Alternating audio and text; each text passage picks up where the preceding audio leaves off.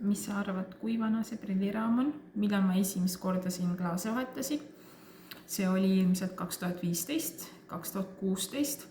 See prilli omanik kindlasti vaatab seda videot. Kirjuta mulle alla, kui sa mäletad, millal me tegime, kas see oli 2015 või 2016.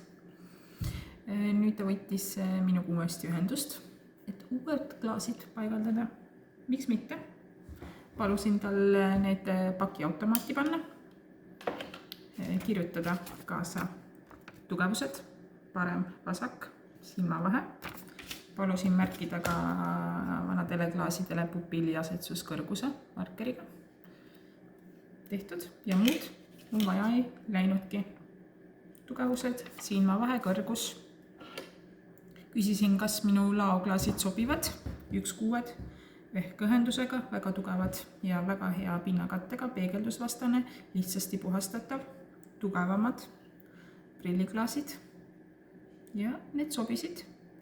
Need prilliraamid eile tulid, täna tegin upsti valmis ja täna saadan sulle pakiga tagasi.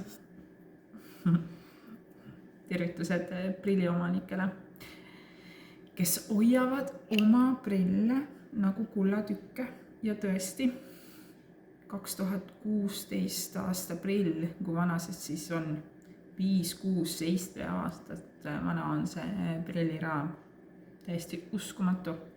See näeb endiselt väga äge välja, väga äge. Tšau!